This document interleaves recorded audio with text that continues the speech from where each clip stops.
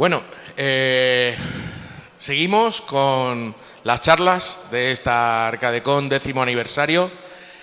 Ahora vamos a proceder a la presentación de José Tejada, Jotego, creador de muchísimos de los núcleos que hay para FPGA, Mister, CD, MIST y muchas de otras patentes también, de muchísimos cores, núcleos, preservación digital de los distintos chips, tanto de sonido como de otros tipos. Y bueno, pues os dejo con él y vamos a recibirle, por favor, con un fuerte aplauso. Gracias.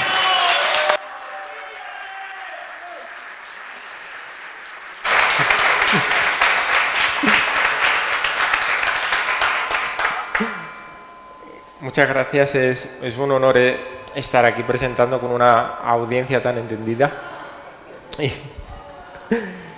Y esta es una charla que no he preparado yo directamente, las diapositivas las ha preparado un miembro del equipo, Esperanza.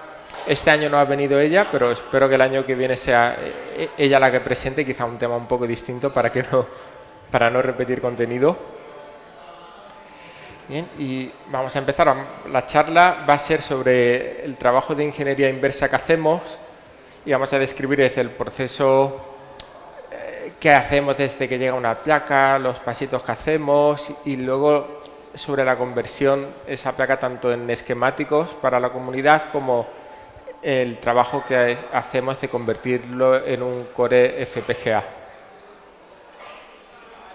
La ingeniería inversa, todos sabéis lo que es porque estamos aquí entre entendidos. Pues sabéis que todo viene del problema de que hay unos dispositivos electrónicos cuyo funcionamiento exacto no conocemos. Y tú puedes replicar lo que están haciendo a partir de el audio y el vídeo que tú ves del juego y dices, bueno, tiene que salir tal cosa. Y en general esa replicación, claro, va a ser bastante fiel porque estás tratando de imitar lo que sale. Y otra forma de trabajar es, en lugar de intentar imitar lo que sale, voy a intentar replicar el circuito que produce esa salida. Pero para eso necesitas tener ese circuito. La ingeniería inversa que nosotros hacemos va por ese camino, por intentar tener todos los datos del circuito original para replicarlo y de esa manera te sale la salida del original, pero no porque la has estado buscando directamente, sino porque al volver a tener los elementos originales se vuelve a producir esa salida. Aquí ocurre una cosa curiosa, que es que pues se repiten los fallos que había en el original y eso a veces crea un poco de confusión porque los usuarios reportan problemas y son un poco mareantes porque dices, es un problema mío, es un problema... Y al cabo de un tiempo, hay veces que son tuyos y otras veces pues nos resulta que, bueno, que es un problema del original y hay discusiones de si se deja, se arregla. Hay veces que la gente quiere que haya una opción para arreglarlo, otras veces se prefiere dejar sin opción. El primer paso es el esquemático, que es ha sido el gran olvidado en la emulación. Algunos MAME suele tener en lo que ellos llaman el driver de cada juego, suele tener una parte inicial de documentación donde a menudo hay un dibujo de la placa hecho en código ASCII donde se ven los distintos chips que hay y hay una explicación de lo que hacen cada uno. Pero claro, no está la conexión. Al final la conexión en un circuito electrónico lo es todo. Hay muchos juegos de los que existe el esquemático, los manuales, pero son sobre todo de los más antiguos y muchas veces son incompletos, ya sea porque el fabricante los publicaba de manera incompleta aposta o porque no nos ha llegado el completo. Así que una de las labores principales que hacemos es extraer el esquemático de esas placas. Es una labor cara porque como poco suele llevar 2 semanas de trabajo a tiempo completo el convertir una de estas placas en un esquemático. Y es relativamente ingrata ya que el usuario final del core no ve el esquemático. O sea, aunque tú lo compartas, la mayoría de la gente no lo va a abrir, quiere ver el core y quiere ver que funciona. Pero de vez en cuando sí que te llevas la alegría de alguien que repara placas y te escribe y dice, yo estoy utilizando el esquemático que hiciste y me ha venido muy bien para seguir esta pista. Y sí que es verdad que los usuarios de los cores agradecen el saber que el core se ha realizado en base a información fidedigna. Entonces, ellos agradecen esa parte aunque no estén abriendo directamente el esquemático para verlo. La forma en la que trabajamos es, recibimos una PCB, a veces son donaciones, a veces son préstamos, el museo nos ha prestado placas alguna vez o incluso hemos venido aquí a medirlas, a veces las compramos. Comprar da un poco de garantía legal, o sea, preferimos las donaciones y las compras porque si algún día alguien nos pregunta, oye, ¿tú de dónde tienes la ROM? No sé qué, mira, pues la tengo en el armario, ¿vale? Está aquí, entonces me da un poco de seguridad, más que a las prestadas que solo las has tenido durante un tiempo. Las limpiamos pues básicamente con KH7, habréis visto estos vídeos de que se meten en agua, se le da KH7 y sorprendentemente no rompes nada, incluso a veces lo arreglas. La dejas secando al sol. Funciona así, se quedan muy bien. Hay un método más elaborado que es el de limpiarlas con ultrasonido. Pero ¿Ah, sí? Vaya. Pues sí, pero no lo hemos probado. Nosotros de momento con el KH7 nos estamos apañando. Luego tenemos que verificar el estado. Esto es importante porque te puede llegar una placa que te funciona hoy y dentro de 2 meses, cuando por fin vas a trabajar con ella, ya no funciona. Entonces, ver cómo estaba el primer día, pues es una pista para luego no marearte dentro de 2 meses. Si iba, no iba, entonces hacemos unas pruebas mínimas. Almacenamos el ingreso de la placa, ¿no? De decir, pues, si es un préstamo, quién la ha prestado para poder devolverla, si es una donación para poder dar crédito, el estado en el que está, etcétera. Y finalmente, cuando ya está el trabajo hecho, el trabajo que vamos a describir a continuación, pues si es un préstamo, se devuelve.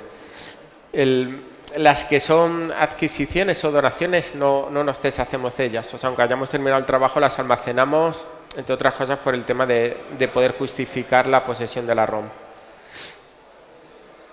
Entonces hay que seleccionar un juego, ¿no? ¿Y cómo se selecciona? Pues en nuestro caso, como tenemos un Patreon, escuchamos mucho lo que dice la gente. A veces hay votaciones, pero la gente pone muchos comentarios. Y cuando ves que mucha gente está hablando de lo mismo, pues al final acabas haciendo caso a eso.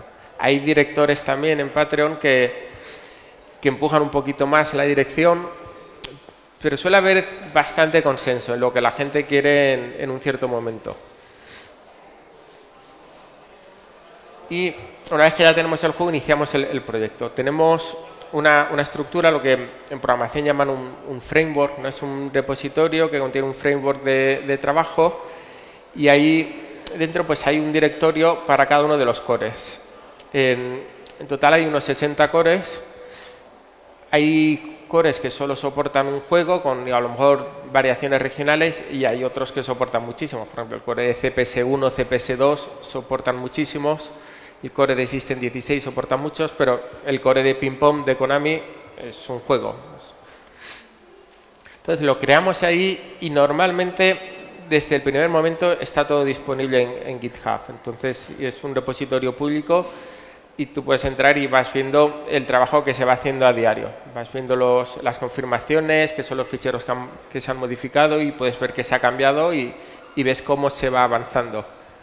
Es raro que ocultemos alguna cosa, pero de vez en cuando, si quieres dar una sorpresa, sí que trabajamos unos días en oculto, porque claro, si no la gente sabe no hay sorpresas, la gente sabe lo que estás haciendo. Pero en cualquier caso, nosotros pensamos que la parte tecnológica relativa al retro, relativa al sistema original, pensamos que tiene que ser pública, porque que tiene que haber un compromiso de conservación, etcétera, y que no tiene sentido ocultar información sobre esto. Lo que sería la parte del framework nuestro y tal, pues eso podría ser privado, no lo es, pero realmente la gente no tiene interés en eso y lo podríamos hacer privado, no, lo hacemos público, pero Es un poco más por comodidad nuestra y por ver si más gente se anima a usarlo, y hay otra gente que lo usa. Pero vamos, lo que el compromiso de hacer público es sobre todo la parte retro, que es lo que la gente quiere que se preserve y tiene interés. Empezamos haciendo el esquemático en KiCad. KiCad es una herramienta también de código abierto. Tratamos de utilizar herramientas de código abierto lo más posible, precisamente para que cualquiera pueda acceder al repositorio y pueda reproducir el contenido. Esta herramienta, aunque sea de código abierto, es profesional, está desarrollada en el CERN, en Suiza, y está pensada para hacer placas. Nosotros no llegamos nunca a hacer la parte de la placa, solo hacemos la parte de introducción del esquemático. Todo lo relativo al core está en el mismo repositorio de GitHub, tanto los esquemáticos como documentación, modelos que hacemos a veces de los circuitos antes de hacer la implementación en el core, y por supuesto lo que es los ficheros en sí de electrónica digital del core de Verilog. Empezamos con esto, lo que llamaríamos un top level, ¿no? La vista superior, que contiene en la parte superior izquierda, este es el conector JAMA. Entonces no se verá muy bien aquí, pero ahí están las distintas patillas y llegan esas conexiones a los distintos bloques que hay aquí. Ahora iremos viendo un poquito los bloques principales. Hay un bloque pues de sonido, hay de vídeo, las conexiones del gabinete, de las palancas. A veces ponemos aquí cosas que pone, por ejemplo, not mounted, que significa que en la placa están las huellas de lo que tiene que haber ahí, pero que no había nada soldado. Entonces, para documentar bien las cosas, esta información también la ponemos ahí. Hay veces que si lo sueldas, conviertes la placa en otra cosa. Por ejemplo, el F1 Dream de Capcom es una placa del Tiger Road donde se le han soldado un microcontrolador y se le ha soldado un DAC. Si quitas eso, el F1 Dream no funciona, pero con las ROMs del Tiger Road sí que funciona. Entonces, hay veces que tienes esas conversiones. Otras veces los componentes que faltan son de depuración, son componentes que ellos ponían cuando estaban haciendo pruebas, pues para poder, ¿no?, hacer esas pruebas en el original. A lo mejor en lugar de tener una ROM se conectaban a otra placa y entonces está la huella para poder poner el conector que te lleva a la otra placa de desarrollo. Siempre tenemos un bloque que llamamos main. Luego en el código Verilog lo llamamos main también cuando hacemos el core. Y es donde está el procesador principal. Ahí ponemos el procesador principal, ponemos las memorias RAM que tuviera, las memorias ROM. Una parte muy importante aquí es el decodificador. A ver, no lo vamos a tener aquí. Es el decodificador del bus de direcciones. Es decir, el procesador se comunica con el resto del sistema mandando una dirección. Dice, quiero hablar con lo que esté conectado a esta dirección. Y ahí pues hay una entrada y salida de datos. Esa dirección se utiliza para decirle a la RAM que quieres hablar con la RAM, o decirle a la ROM que quieres ROM, o el otro procesador de sonido o vídeo. Decide muchos caminos. Y la forma en que se decodifica ese número para decir quién habla siempre cae aquí en main. Luego veremos algunos ejemplos. Puede ser lógica discreta, que es la mejor suerte porque puedes entender todo, o hay otro tipo de dispositivos, PAL, etcétera. En MAME esto suele estar de una manera muy clarita en una especie de tabla donde te pone rangos de direcciones. De tal a tal dirección es este dispositivo. Pues sí que es verdad que son tablas que en MAME son muy cerradas porque cubren un rango muy concreto, mientras que en el original esos rangos suelen estar menos determinados, suelen depender de menos bits. Es decir, que si en MAME está como que solo se puede acceder en un sitio, igual en el original esa dirección está duplicada, está espejada, que dicen. Algunos juegos de MAME, algunos drivers sí que incluyen ese espejado cuando es importante. O sea, si el juego no va a funcionar sin el espejado, lo incluyen. Si no, no lo incluyen. En los cores, por fidelidad, normalmente hacemos la misma decodificación, es decir, que el espejado existe.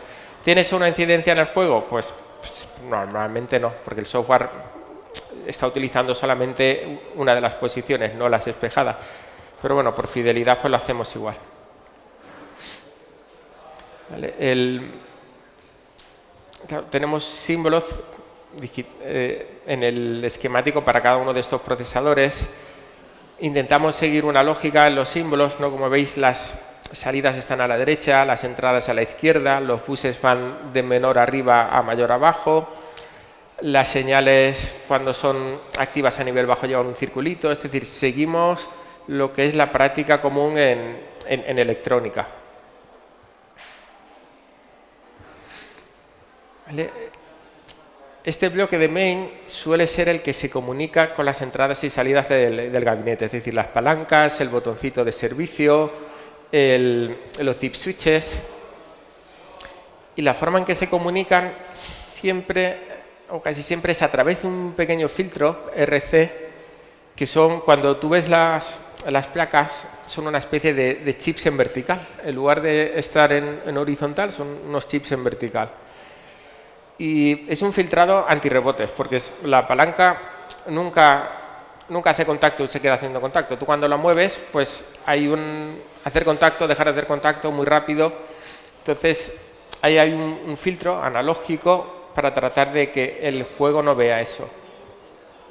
Después de esa parte, normalmente entra en un multiplexor. Es decir, aquí todo tiene que llegar al bus de datos del procesador, que a lo mejor es de 8 bits, solo tienes 8 líneas, y tienes que conectar todas estas, que son mucho más de 8, y hay un circuito que, a partir de una señal del bus de direcciones del procesador, elige si estamos metiendo un botón, otro botón, una moneda, otra, y lo lleva al bus de datos del procesador. Esta parte es interesante porque aquí muchas veces ves que los juegos están conectados a más botones de los que a lo mejor utiliza el software. Y, de nuevo, los puedes conectar o no los puedes conectar. A veces el menú de test del juego sí que te enseña esos botones y sí que los lee, aunque luego el juego en sí no los leyera. Aquí, de nuevo, suele haber una pequeña diferencia con MAME en estas conexiones. Porque a veces le puede faltar un botón, o a veces hay señales internas del sistema conectadas aquí junto con los demás botones. Por ejemplo, una típica es poder leer si la pantalla está en la sección de blanqueo o no está en la sección de blanqueo. Y esa es importante porque el procesador a veces elige qué hacer según dónde está. Y esa es una que de vez en cuando no ves bien hecha en MAME. Entonces, nosotros siempre consultamos la documentación de MAME porque es muy buena, ¿vale? Es muy completa y, en fin, y si vemos que tiene estos fallitos, pues o los cambiamos nosotros directamente o los reportamos para que lo cambien ellos. Y viene muy bien porque a veces estos drivers son ya muy viejos. Estos drivers en MAME se hicieron hace 20 años y no se han revisado. Entonces, este trabajo que hacemos de volver a revisar lo que hay en MAME, yo creo que beneficia a toda la comunidad también. Vale, aquí hay un detalle del filtro. Este es de los esquemáticos de la CPS3 y aquí podemos ver cómo se sigue utilizando pues, el mismo filtro RC que ya llevan utilizando más de 15 años en arcade. Son versiones un poco más modernas, pero que, bueno, si se te rompe un chip de estos y sabes lo que son, lo puedes incluso reemplazar con componentes discretos y te va a funcionar. Vale. Aunque la mayoría de las conexiones a gabinete suele ser con ese enfoque de chips discretos y es muy fácil de leer, hay veces que como en la CPS3 que tienes un chip privado enorme. Nosotros los llamamos privados, en inglés los suelen llamar custom, ¿no? Que significa a medida. Pero bueno, no me decir privado porque no está a la venta de ninguna otra forma, era un chip propio de ellos. Y conocerlos pues siempre da más trabajo porque no tienes referencias externas.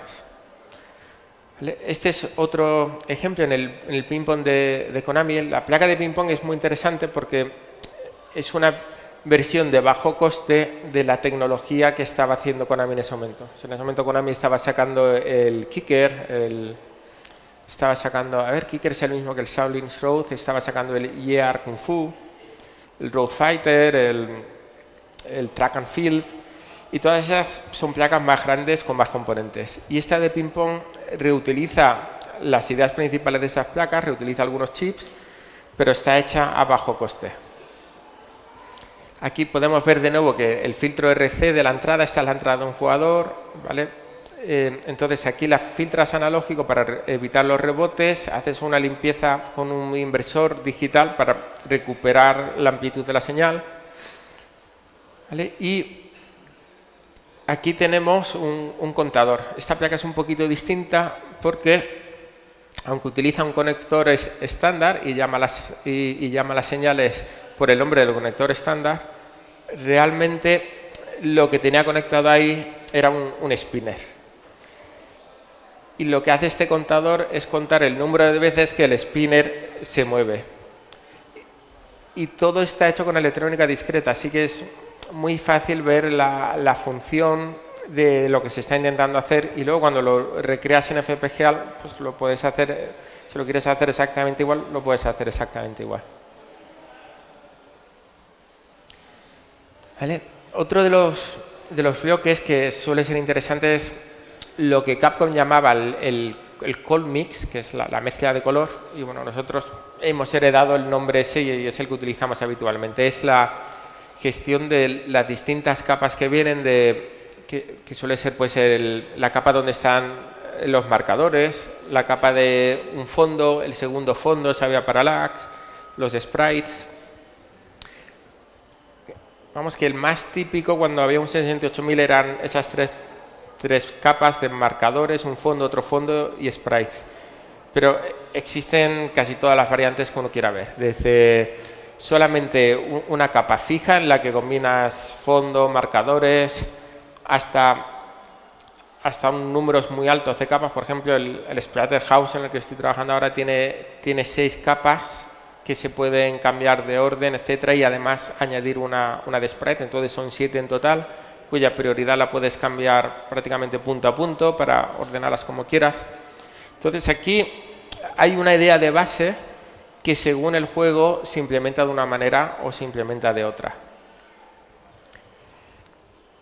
Suele haber una unidad que decide la prioridad. Si tenemos, no sé si vamos a tener el ejemplo. Esta decisión de la prioridad, en su versión más sencilla, es si el sprite es opaco, pinta el sprite, si no, pinta el fondo. Esa sería la forma más fácil.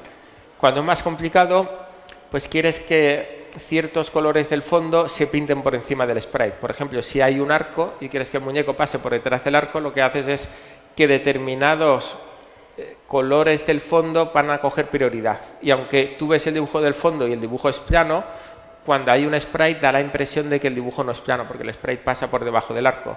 Pero es porque determinados colores cogen prioridad aquí. Esta es otra unidad donde hay siempre diferencia con el emulador, porque en Mamestone habitualmente digamos que se hace por llamarla así, con if y else, ¿no? En programación. If tal, if tal, ¿no? Internamente o sea, tú le asignas una prioridad e internamente lo hace así. Mientras que la forma más común de verlo aquí, sobre todo hasta el año 86-87, es con una memoria, una pequeña PROM, que suele tener 256 bytes, donde le entran cierto código que dice si estamos pintando objetos, si estamos pintando fondos, si estamos pintando marcadores, parte del color que se está pintando, y según eso hay una tabla ahí muy grande que decide cuál toca pintar. Entonces ahí a veces también hay pequeñas discrepancias, porque MAME normalmente no utiliza la tabla esa, porque a lo mejor se hizo el driver cuando no existía ese volcado. Cuando se hizo el volcado se añadió, porque MAME suele actualizarse para contener todo el volcado que haya, aunque no se use. Entonces lo actualizan, añaden una línea y ponen prioridad no usado. En la mayoría de los casos da igual porque la han emulado bien la tabla, aunque no la usen directamente.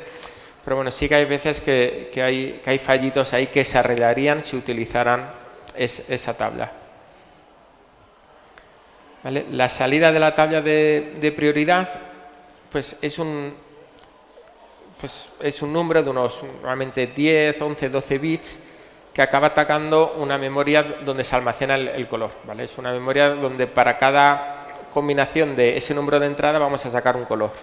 Y a esa memoria generalmente el procesador también puede escribir. En juegos muy antiguos la memoria es fija, la memoria es una memoria ROM y tienes X colores. Pero lo habitual es que el procesador también pueda pintar.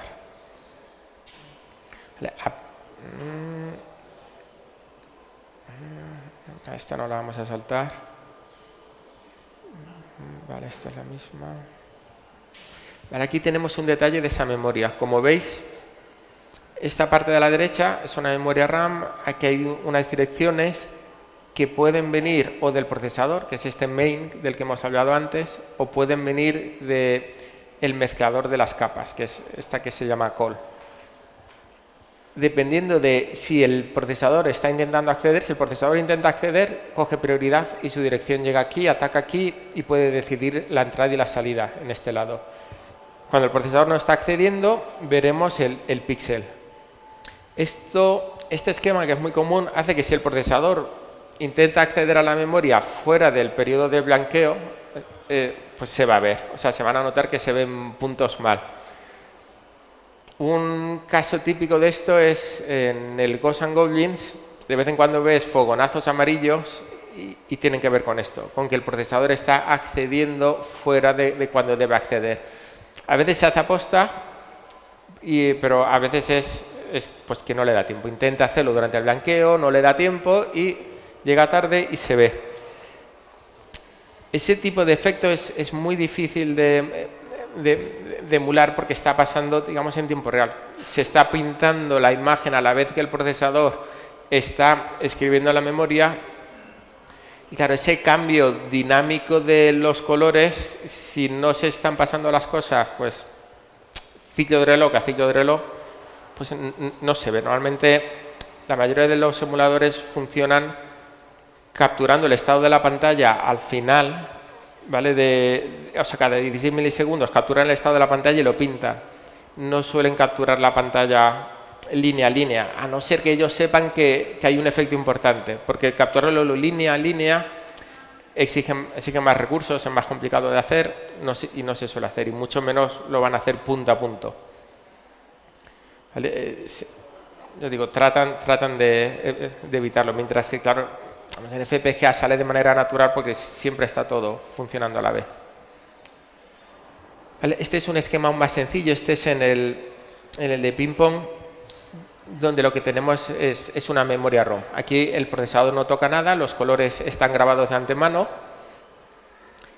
Tienes, como veis que tenemos 4 bits, es decir, hay 16 colores distintos y esta señal QSEL elige si estamos pintando sprites o estamos pintando fondo y marcadores. O sea que hay 16 colores para fondo y 16 colores para sprites. ¿Vale? Y cada uno de esos colores tiene 8 líneas de datos que están distribuidas, 3 para rojo, 3 para verde y 2 para azul, ¿vale? Porque como el ojo es menos sensible al azul, entonces al azul se le quita un bit porque se nota menos que si se le quita al rojo. Y aquí veis cómo se hace un conversor digital analógico de andar por casa. Estos conversores con resistencias discretas hechos de esta manera, la verdad es que se ven en muchas placas. Hay muy pocas placas que tengan un conversor medianamente decente.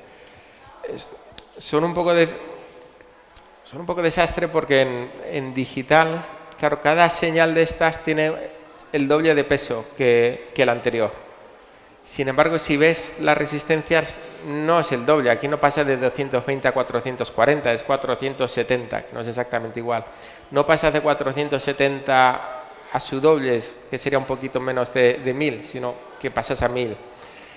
Entonces, esto en electrónica se llama un error de linealidad, ¿vale? La imagen, si hicieras aquí una gráfica del código que metes y el color que sacas, no es una línea recta, ¿vale? Pues es una línea que va pegando escalones.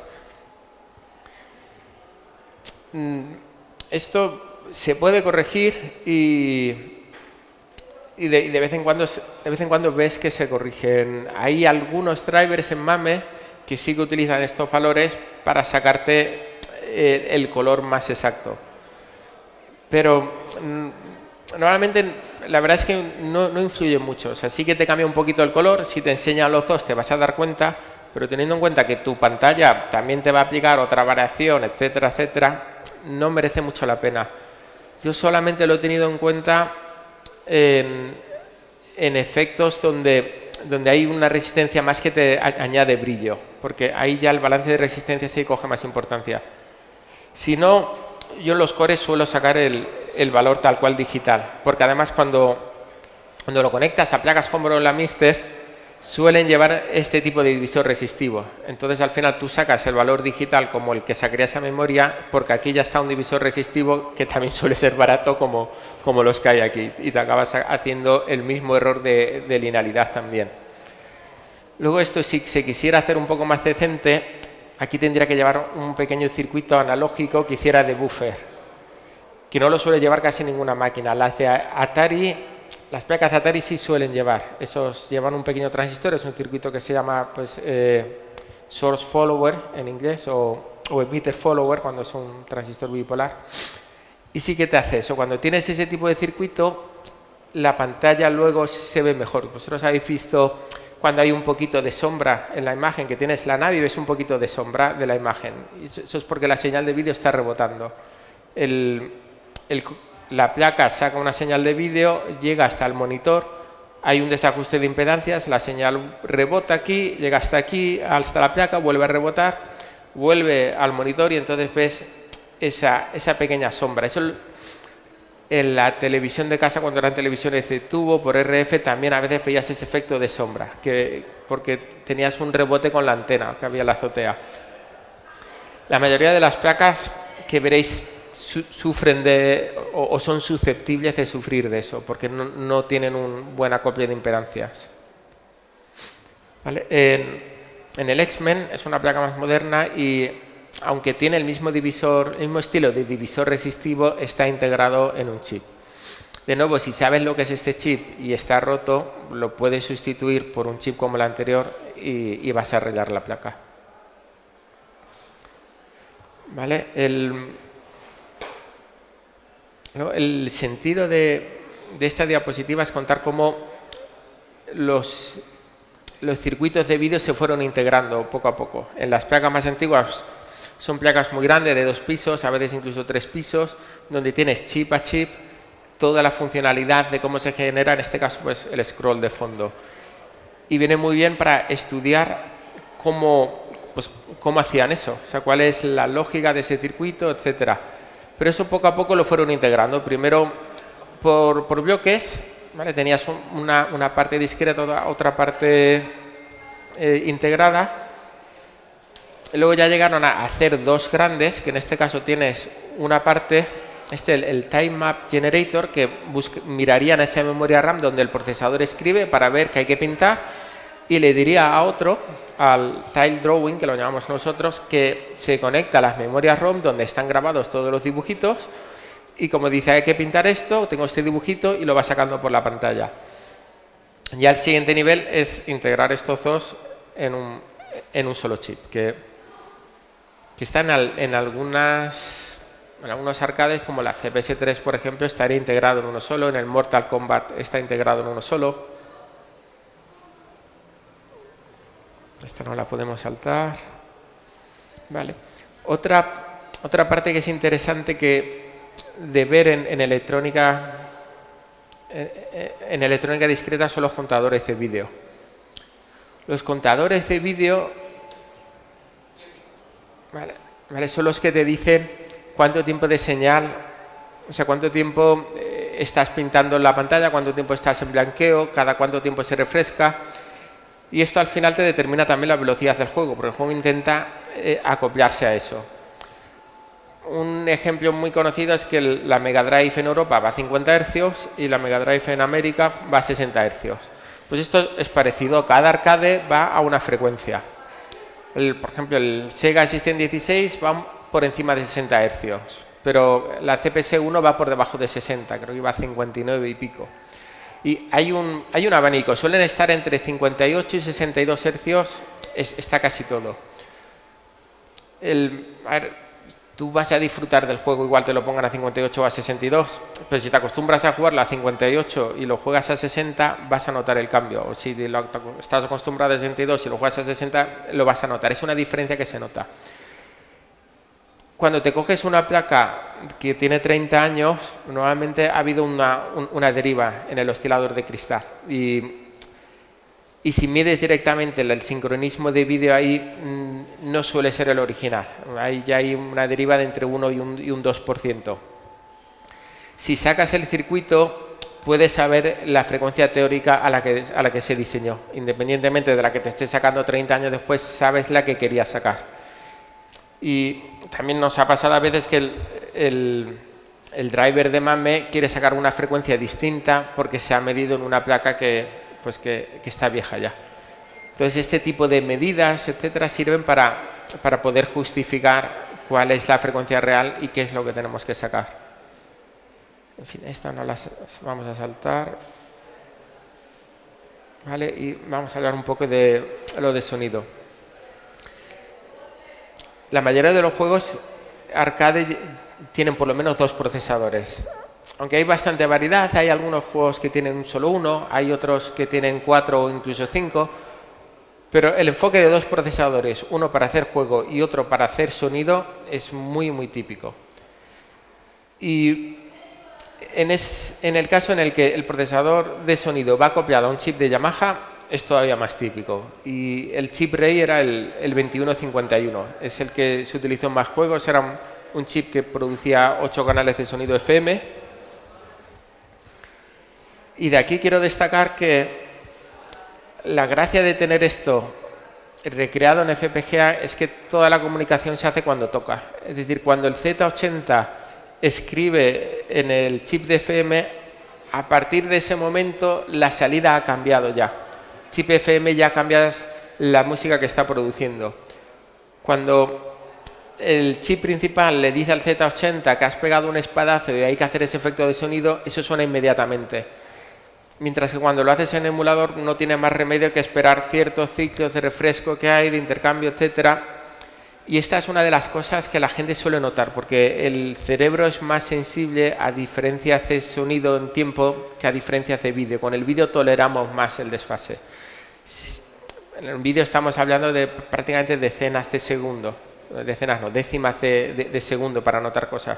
Mientras que en sonido estamos hablando de milisegundos. O sea, la resolución para notar un desfase en sonido es 1 o 2 órdenes de magnitud más fina comparada al vídeo. Bien.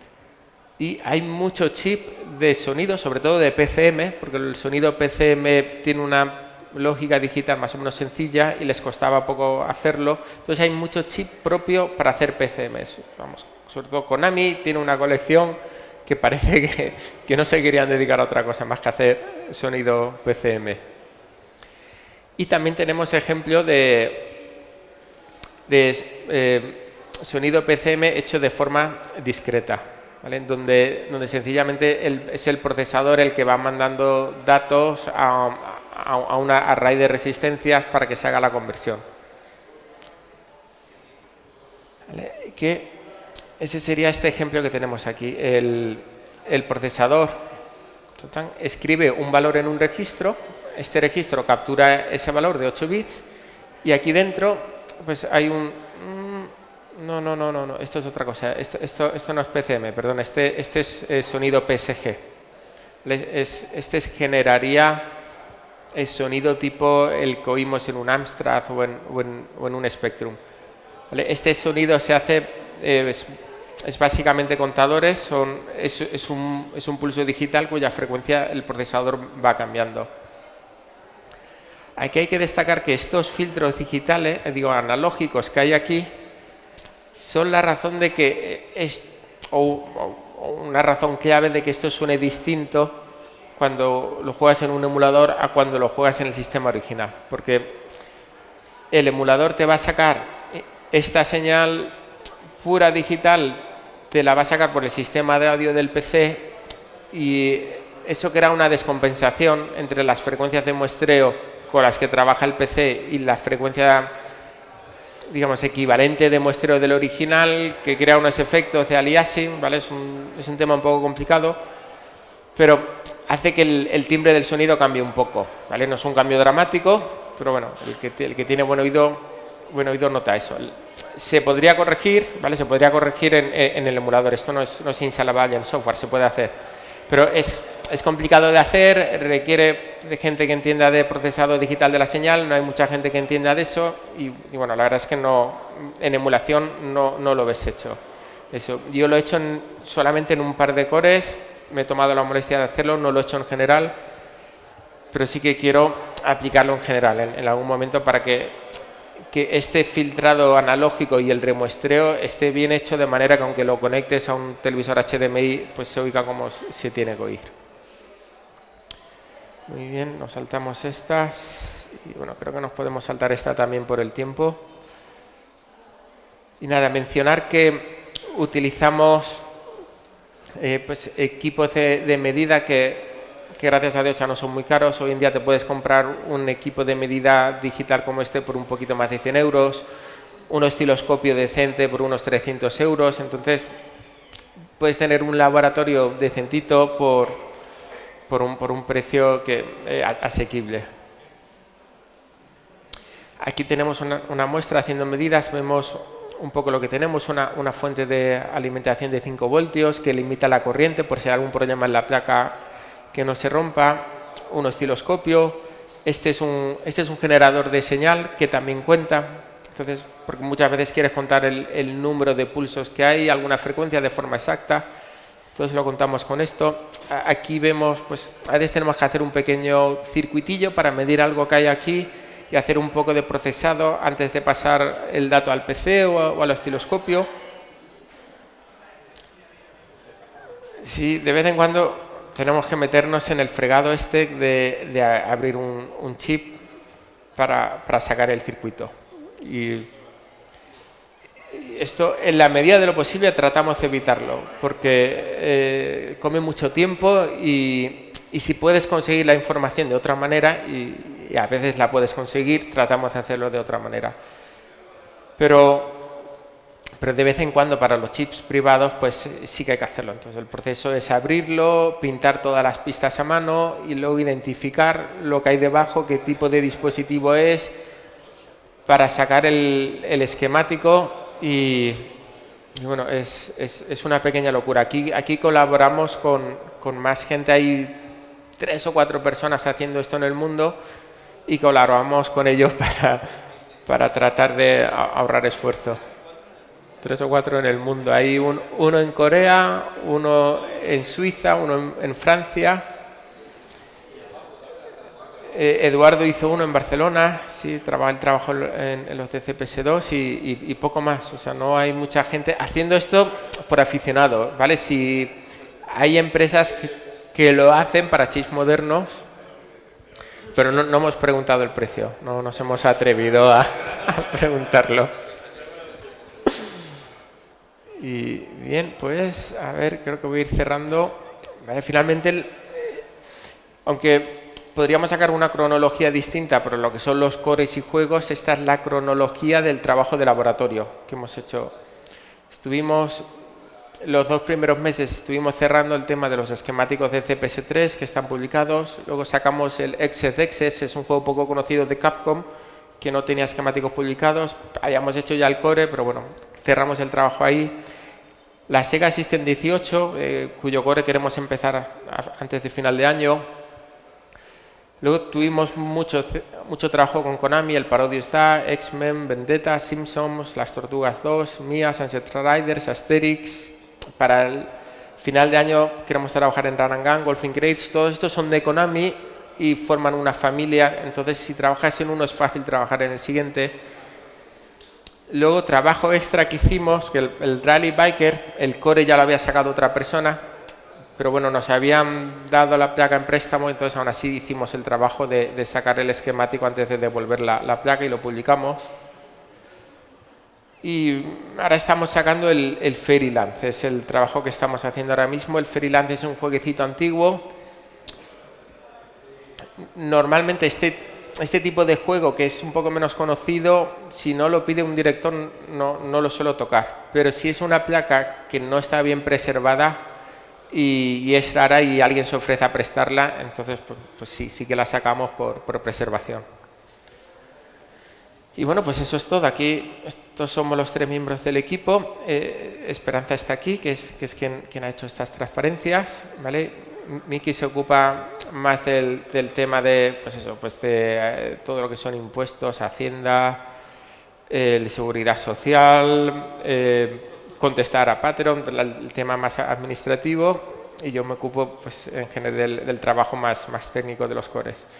Aquí hay alguna gente que ha colaborado mucho con nosotros, Scatis, Farte, que ellos han hecho pues extracción de chips, ¿vale? Atrack y DJ Harrich han soportado mucho del proyecto económicamente. Gyurko es el que hace el firmware en MIS, en CD, ¿vale? Y por supuesto toda la comunidad de mecenas de Patreon, ¿vale?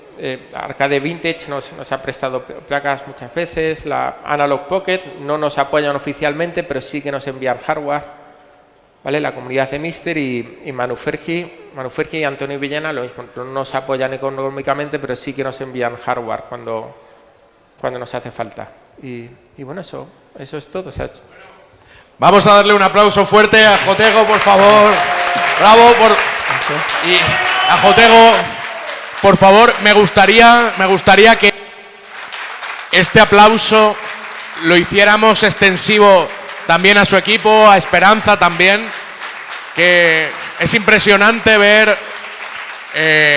el control electrónico y el conocimiento que tiene. Es raro ver una mujer como Esperanza trabajando en este aspecto, y le hacemos extensivo el aplauso a todo el equipo de Jotego, ¿vale? Y quiero hacerle entrega de la camiseta exclusiva de ArcadeCon, por favor, ábrela, que la vean. Y voy a traer, tengo aquí al señor Percha, el señor Percha ArcadeCon, ¿vale? Lo tenemos aquí, ¿vale? Así, ¿vale? Tenemos aquí al señor Percha y a David, muchas gracias con ese cuerpo. Y también por un precio, hay señoras, y alguna señora o señor lo necesita. Así que están las camisetas disponibles para todos vosotros. Estas camisetas solo para vosotros, ¿vale? ArcadeCon, las podéis adquirir ahí, ¿vale? 12 pavos por la camiseta, ¿vale? Son a todo color, ¿vale? Y es solo para cubrir el coste de la camiseta. Así que bueno, muchas gracias. Y tenemos 5 minutos y empezamos con la siguiente charla. Solo 5 minutos, gracias. 5 minutos.